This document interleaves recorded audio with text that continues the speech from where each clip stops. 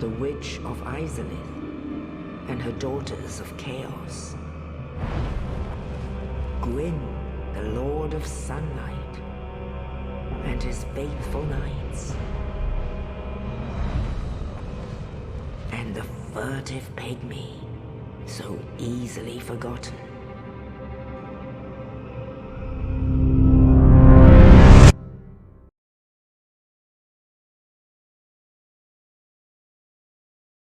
"2025 gaming is the biggest it's ever been.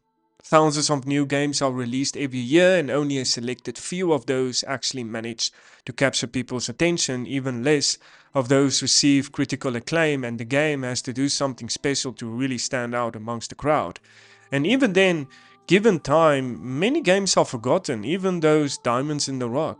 But a game like Dark Souls, my guys, is still held in high regards. Today, the game is now over a decade old, but people always come back to this one title that was released on the 22nd of September back in 2011. It won numerous Game of the Year awards back in the day, but it's since become known as one of the greatest video games of all time.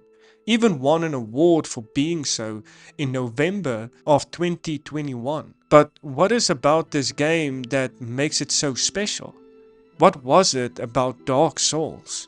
How did Hidetaka Miyazaki and his team of developers and designers over it, From Software, manage to create such a masterpiece? Well, let's take a closer look at this legendary title and find out for ourselves. This video of mine is my in-depth analysis on Dark Souls, my deepest analysis that I have ever done. Dark Souls began development in 2009 as a sequel to Demon's Souls. However, From Software did not want the game to be published by Sony this time, instead transferring the publication rights to Banco Namco Entertainment. The intellectual property rights to Demon's Souls, however, were held by Sony, which meant that From Software could not make the game a sequel, so instead, Dark Souls became a spiritual successor originally known as Dark Race. But the title had to be changed for obvious reasons. I know, we all know why it needed to be changed. Hidetaka Miyazaki had a very hands-on directional approach when creating Dark Souls, often discussing his ideas with the designers and developers themselves. Instead of passing on his orders down the ladder, he would first give his team key words, which will then be brainstormed together with some adjustments being made where necessary to incorporate everyone's ideas into the plan. The manga series Berserk played a huge part in Miyazaki's original vision, though, and he combined them with other ideas from Greek and Japanese mythology, such as the idea that the world experiences a natural cycle, as well as the ideas from philosophers such as Friedrich Nietzsche with his ideas concerning existentialism and meaninglessness when designing Anor Londo, a very beautiful and distinct area in the game. The developers also took influence from the Milan Cathedral in Italy as well, for its interior instructions, such as the iconic staircase that overlap each over regarding the gameplay decisions such as its high difficulty.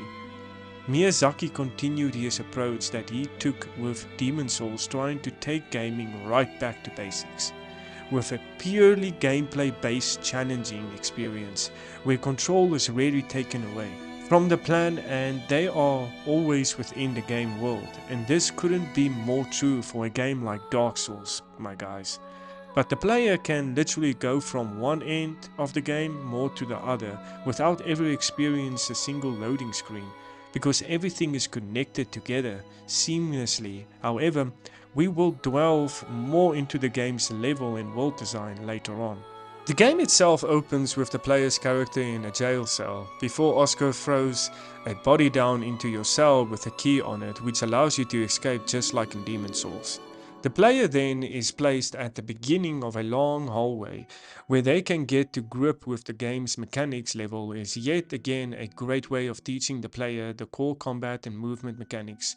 You learn the light attacks, heavy attacks, backstabbing, parrying, blocking, rolling, jumping attacks, and even a new plunging attack, like in Demon Souls. All of these concepts are told to the player through glowing orange messages written on the floor, which are by developers only here, but like in Demon Souls, this makes the player trust those messages, which isn't really very good for later in the game, when other players can leave messages on the floor, which may in fact be incorrect advice, as in Demon Souls.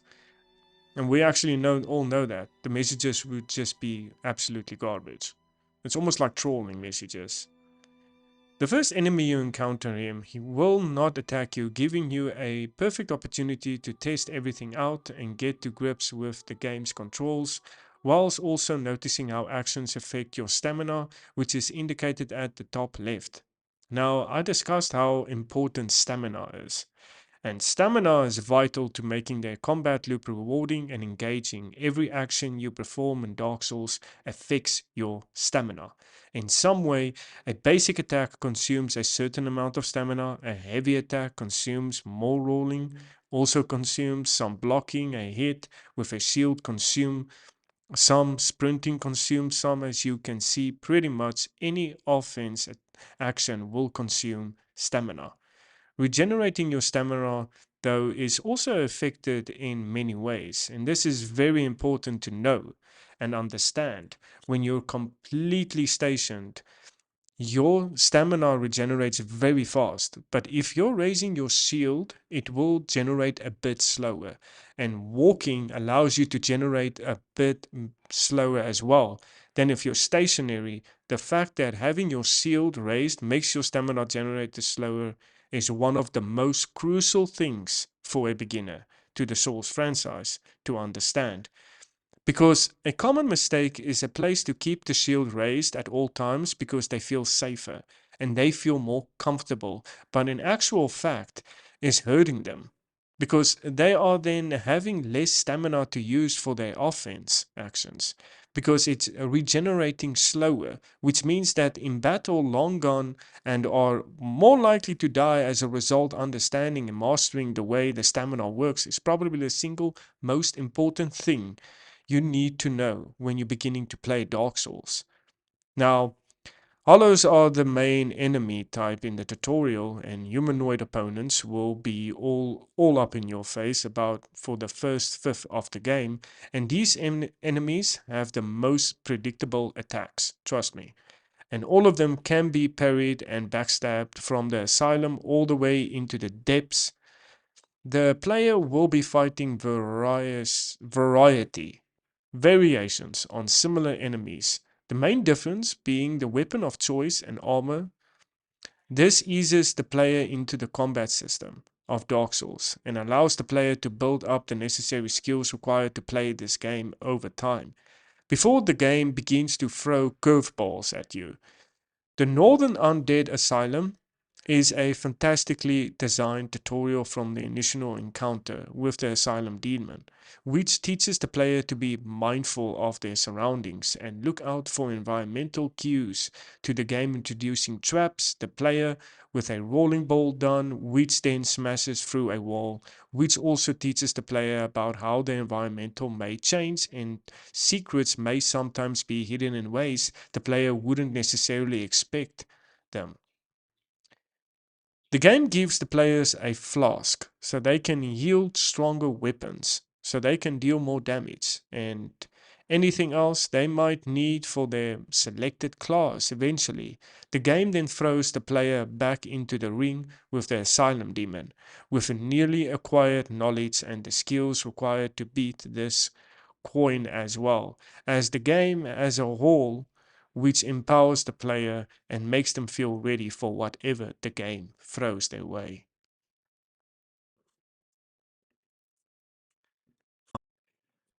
Further underscoring the game's subversion of traditional Chosen One story structures, the protagonist rarely obtains a victory against a noteworthy foe when the foe is at full strength. Many of the bosses are extremely old, perhaps maddened, and have stood at their current post for centuries, including the Four Kings, Austin, Smaug, the Bell Gargoyles, and the Demon Fire Sage. Others are not even warriors by trade or practice, including Priscilla and the Ceaseless Discharge. Still others are physically impeded, injured, or otherwise weakened when fought. including Gwyn, Astorias, the Bed of Chaos, and Calamite.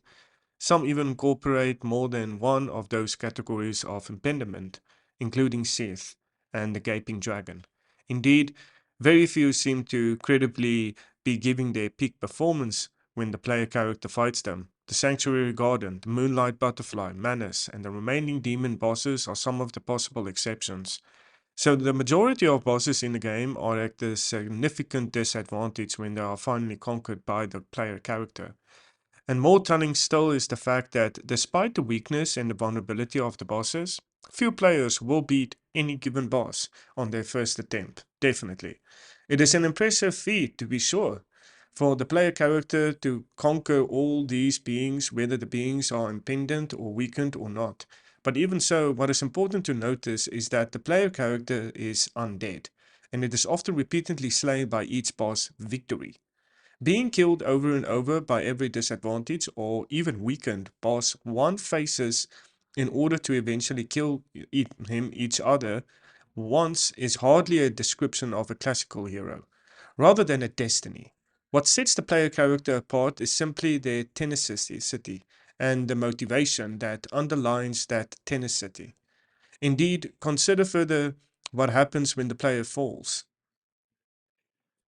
Further underscoring the game's subversion of traditional Chosen One story structures, the protagonist rarely obtains a victory against a noteworthy foe when the foe is at full strength. Many of the bosses are extremely old, perhaps maddened, and have stood at their current post for centuries, including the Four Kings, Austin, Smaug, the Bell Gargoyles, and the Demon Fire Sage. Others are not even warriors by trade or practice, including Priscilla and the Ceaseless Discharge. Still others are physically impeded, injured, or otherwise weakened when fought, including Gwyn, Astorias, the Bed of Chaos, and Calamite. Some even incorporate more than one of those categories of impediment, including Seth and the Gaping Dragon. Indeed, very few seem to credibly be giving their peak performance when the player character fights them. The Sanctuary Garden, the Moonlight Butterfly, Manus, and the remaining demon bosses are some of the possible exceptions. So the majority of bosses in the game are at a significant disadvantage when they are finally conquered by the player character. And more telling still is the fact that despite the weakness and the vulnerability of the bosses, few players will beat any given boss on their first attempt, definitely. It is an impressive feat, to be sure, for the player character to conquer all these beings, whether the beings are impedant or weakened or not. But even so, what is important to notice is that the player character is undead, and it is often repeatedly slain by each boss victory. Being killed over and over by every disadvantage or even weakened boss one faces in order to eventually kill him each other once is hardly a description of a classical hero, rather than a destiny. What sets the player character apart is simply their tenacity and the motivation that underlines that tenacity. Indeed, consider further what happens when the player falls. Unconscious, hollowed, and ostensibly dead. The player character regains sentience at a nearby bonfire due to the dark sign, and must make it back to the site of their most recent death to regain their lost power. Still, if they are able to retain their motivation, they can throw themselves again and again at each embattled boss until victory is achieved, having learned the habits and fighting style of their opponent through their own successive failures. It is not prowess alone which allows the player character to emerge victorious over their weakened adversaries series, but also their motivation, patience, and resilience. It's almost like the game tells you, you never give up, do you? I don't know how you do it. Well, don't stop now. The relationships among failure, motivated resilience, and success are enshrined in the lore of the game as the prowess and process of hallowing by way of the undead curse. So, what about the undead curse?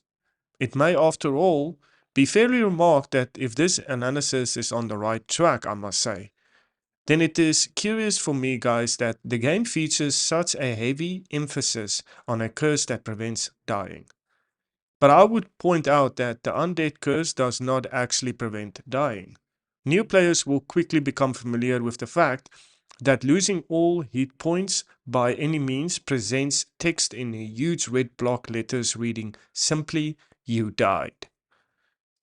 Rather than preventing death, the curse of the undead is really the curse of the repeatedly dead.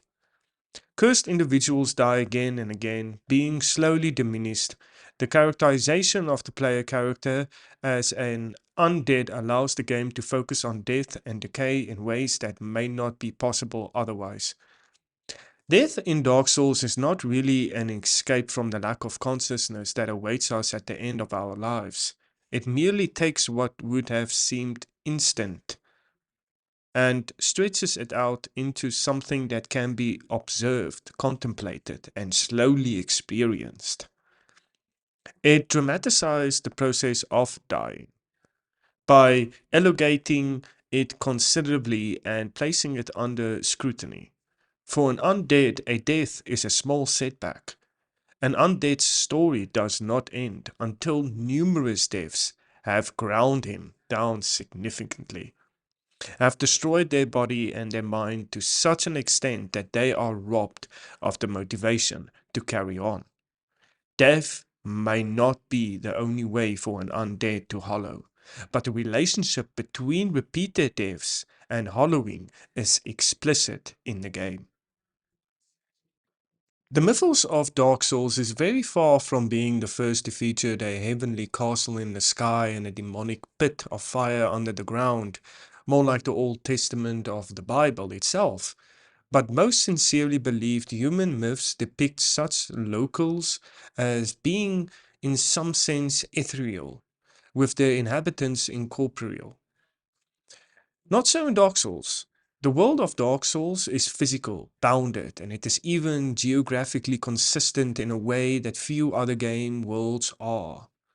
The gods of Dark Souls are gods only insofar as they are considerably more powerful than most humanoids. The demons of Dark Souls are demons in only insofar as they are chaotic and often incorporated animal forms. The souls of Dark Souls are souls only insofar as they are wispy and rust out of dead beings.